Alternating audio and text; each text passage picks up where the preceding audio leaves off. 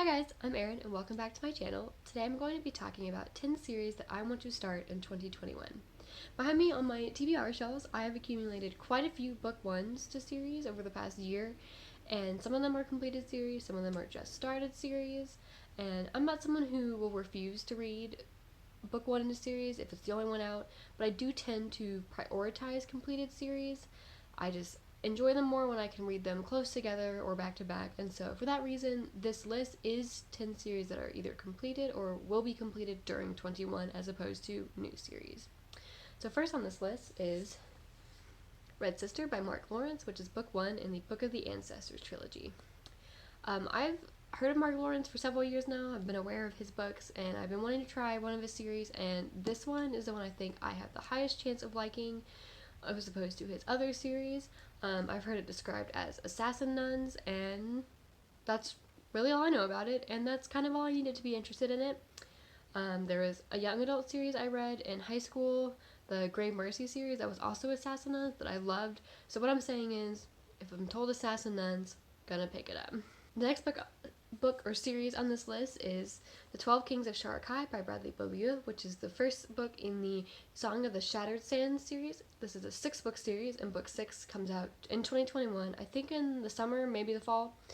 This series takes place in a desert setting where the city is kind of the center of trade and commerce, and it's ruled by 12 kings. And our main character, Sita, I think that's how you say her name, Seda.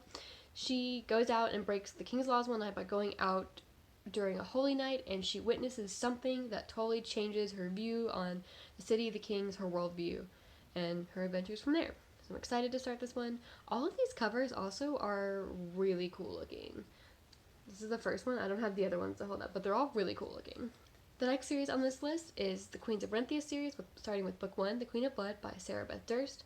I heard these recommended on Shoshana's channel, and they are a series, kind of a forest-based setting series, where all of the parts of the forest have spirits, and these spirits are controlled and kept in check by the queen, and the queen trains heirs to take her place instead of kids taking her place. She trains her heirs to be able to wield the magic to control these spirits to take her place, and so that's the setup of this series. And I think I'm planning on reading book 1 in January, so we'll see if I get to it before the month's over. The next series on this list is the Unravel Kingdoms trilogy by Rowena Miller, starting with book 1, Torn. This series initially caught my eye by its cover. I really liked this picture made out of sewing material. This one's needles and thread, and the other two were similar kind of cloth and fabric and needles pictures. That's what piqued my interest. But this series is about a seamstress who can sew magic into her clothing, and she is offered a job by the royal family, which will set her family up for life financially and socially. But her brother is starting to become a revolutionary and anti-monarchist, and so she's kind of torn. So she is torn between her family and her livelihood, which could also help her family. I've also heard that this is based on the French Revolution, and I spent a lot of time studying the French Revolution in my French classes in college and really enjoyed it. So any series that's built is based on that has also piqued my interest for that reason. The next series on this list is the Swords and Fires trilogy by Melissa Caruso, starting with book 1, The Tethered Mage. In this world, magic is scarce and strictly controlled, and anyone who has it is recruited as a child to train to be in the Falconer Army. And we follow one character who has been hiding her magic and living on the streets, and then a second character who is in the army but was never meant to be in the army, and how their fates intertwine in this series. The next series is the Daevabad trilogy by S.A. Chakraborty, starting with City of Brass. This follows a con woman in 18th century Cairo who summons a djinn accidentally and discovers the world of Daevabad, which she had known as a childhood story and didn't know was real. So I think it's kind of a portal fantasy. I've heard amazing things about this series and heard that the conclusion, which came out last year, is incredible, so I'm very excited to start this one.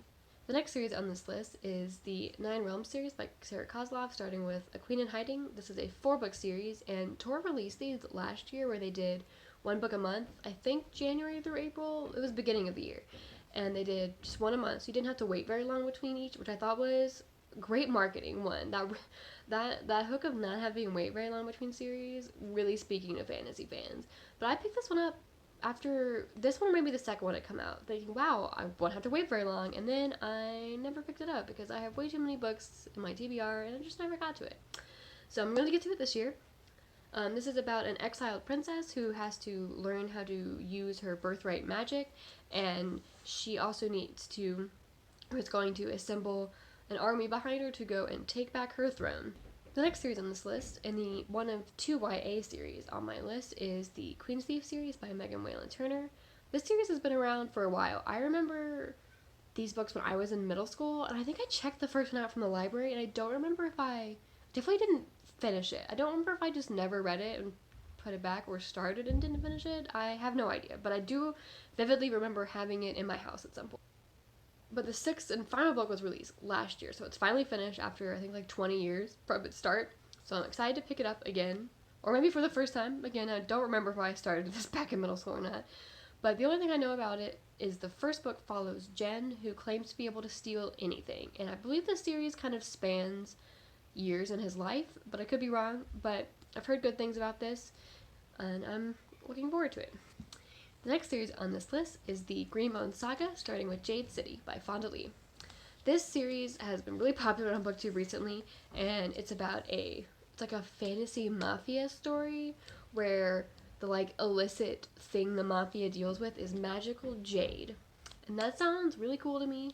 The third book comes out, I believe, in September this year, so I'm excited to pick up the first and second, and then anticipate and read the third one when it comes out. And the last series on this list is another YA fantasy, and it is An Ember in the Ashes by Safa Tahir. This series takes place in an ancient Rome-inspired world, and I believe it follows a slave girl who ends up as a spy to help rescue her brother, and also a second character who is a soldier, I think. Mostly I know that everyone really loves it. It's like one of the standout YA series of recently, and the fourth and final book came out at the end of 2020, so it's complete. I picked up the first one on a discount on my e-reader, and so I'm looking forward to start that one and see what all the hype is about. So thanks for watching my 10 series I plan to start in 2021. It'll be interesting to check back in at the end of the year and see how many of these I started, and more interestingly, how many of them I finished in 2021. And I'll see you next time. Bye!